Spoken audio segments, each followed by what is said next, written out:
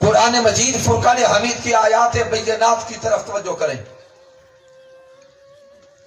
یہ 27واں پارہ ہے اور سورۃ الواقعہ ہے، اور سورۃ الواقعہ کی آیت کریمہ نمبر 75 سے لے کے آگے آیات تلاوت کرتے چلے جائیں اور دیکھیں کہ اللہ رب العزت کس لطافت کے ساتھ اس قرآن مجید کی عظمت کو بیان فرماتا ہے.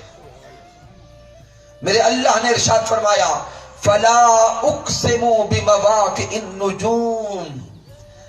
اللہ فرماتا ہے کہ میں ہر اس مقام کی قسم کھاتا ہوں جس مقام پہ یہ قرآن اترا ہے. میں ہر اس مقام کی قسم کھاتا ہوں جس مقام پہ قرآن اترتا رہا. میں ہر اس مقام کی قسم کھاتا ہوں جس مقام پہ قرآن کا کوئی حصہ اترا. میں ہر اس مقام کی قسم کھاتا ہوں جس مقام پہ قرآن کی کوئی آیت اتری. میں ہر اس مقام کی قسم کھاتا ہوں جس مقام پہ قرآن کی کوئی سورت اتری. اور ساتھ آگے اللہ خود فرماتا ہے فَإِنَّهُ لَقَسَمٌ لَوْ تَعْلَمُونَ عَظِيمٌ. اگر تم علم رکھو، شعور رکھو اور فہم رکھتے ہو تو جان لو کہ یہ قسم کتنی بڑی قسم ہے. سامعین محترم، اللہ رب العزت خود قسم کھاتا بھی ہے اور ساتھ فرماتا ہے کہ غور کرو یہ قسم کتنی اعلیٰ ہے. تو اگر قسم اعلیٰ ہے تو جس کی قسم کھائی جا رہی ہے وہ کتنا اعلیٰ ہوگا. اب سامعین سارے احباب باشعور بیٹھے، علم کی دنیا سے تعلق رکھنے والے لوگ بیٹھے ہیں.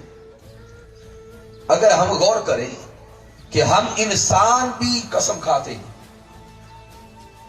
ہم بھی قسم اٹھاتے ہیں. آئیے غور کریں کہ کوئی انسان قسم کیوں اٹھاتا ہے. جب ہمارا سننے والا ہمارے کلام پہ یقین نہ کر رہا ہو تو ہم اپنی بات میں پختگی لانے کے لیے قسم کھاتے ہیں. جب سننے والا ہمارے کلام میں شک محسوس کرے اور وہ ہم پر یقین نہ کرے تو ہم یقین دلوانے کے لیے قسم کھاتے ہیں. آئیے مالک کائنات سے سوال کریں، مولا ہم تو قسم کھاتے ہیں اپنی بات میں پختگی لانے کے لیے.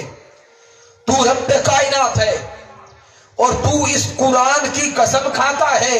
مولا بتا کیا تو بھی کلام میں پختگی کے لیے قسم کھاتا ہے؟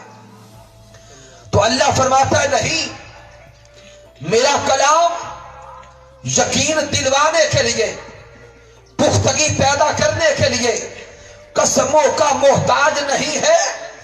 ذالک الکتاب لا ریب فیہ، یہ تو وہ کلام ہے جس میں شک و شبہ کی گنجائش نہیں ہے. پھر سوال کرتے ہیں مولا جب تیرے کلام میں شک نہیں کیا جا سکتا تو پھر قسم کیوں کھاتا ہے؟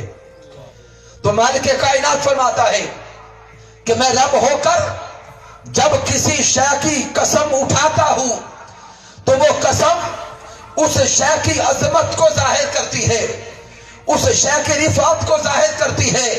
جب میں قرآن کی قسم کھاتا ہوں تو پھر سمجھ لو جب وہ قادر مطلق، وہ خالق کائنات، وہ رب کائنات اس قرآن کی قسم کھا رہا ہے تو پھر اس قرآن کی رفعت کا عالم کیا ہوگا. پھر سامعین اس سے اگلے نقطے پہ غور کریں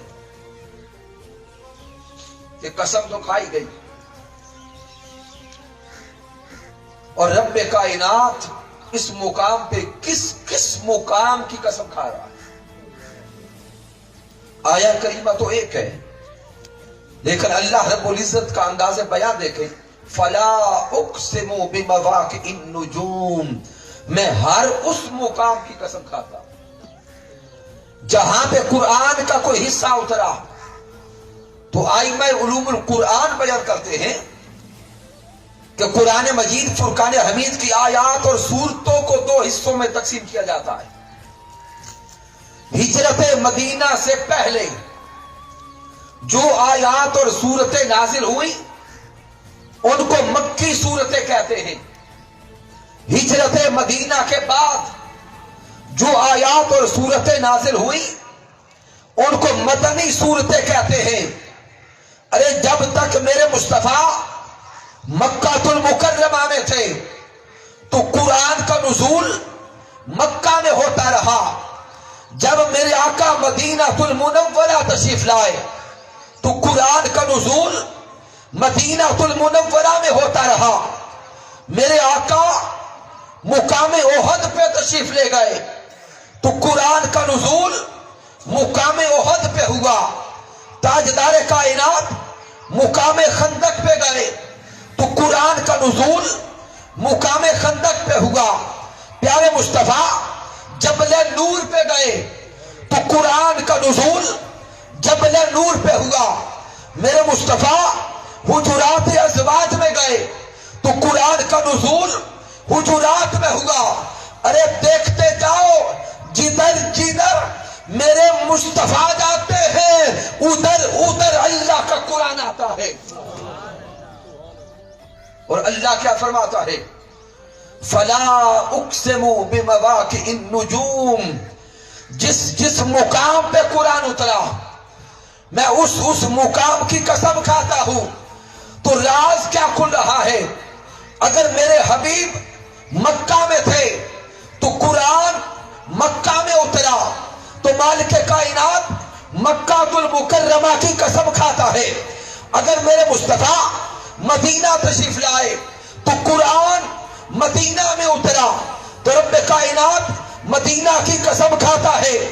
اگر آقا احد میں گئے تو قرآن احد میں اترا رب کائنات احد کی قسم کھاتا ہے. اگر آقا طائف میں گئے تو قرآن طائف میں اترا تو رب کائنات اس مقام کی قسم کھاتا ہے. ارے دیکھتے جاؤ جہاں جہاں مصطفیٰ جاتے ہیں ادھر ادھر اللہ کا قرآن آتا ہے اور جدھر جدھر اللہ کا قرآن آتا ہے اس مقام کی مولا قسم کھاتا ہے. تو سامعین اس آیہ مبارکہ کے تناظر میں اگر قرآنی قسموں کو دیکھیں اور الہامی قسموں کو دیکھیں اور اللہ رب العزت کی قسموں کو دیکھیں تو سامعین محترم پھر درجنوں مقامات کی قسم سامنے آتی ہے. لیکن سامعین آپ چونکہ عشاق بیٹھے ہیں اور غور کریں کہ یہ سارا قرآن کسی ایک مقام پہ بھی آیا ہے. اگر جدا جدا مقامات دیکھیں تو پھر شہر مکہ بھی ہے, مدینہ المنورہ بھی ہے, مقام احد بھی ہے, جبل نور بھی ہے. منتشر دیکھیں تو درجنوں مقامات کی قسم, لیکن یہ سارے کا سارا قرآن قلب محمد مصطفیٰ پہ آیا. یہ سارا قرآن سینہ مصطفیٰ پہ آیا. مالک کائنات اب اشارہ دے رہا ہے فلا اقسم بمواقع النجوم. ایمان والوں دیکھو, عاشقوں دیکھو, میں رب ہو کر اپنے ساجن کے سینے کی قسم کھاتا ہوں. قلب مصطفیٰ کی قسم, سینہ مصطفیٰ کی قسم جس پہ قرآن اترتا رہا اور وہ سینہ اس قرآن کو اپنے اندر سموتا رہا.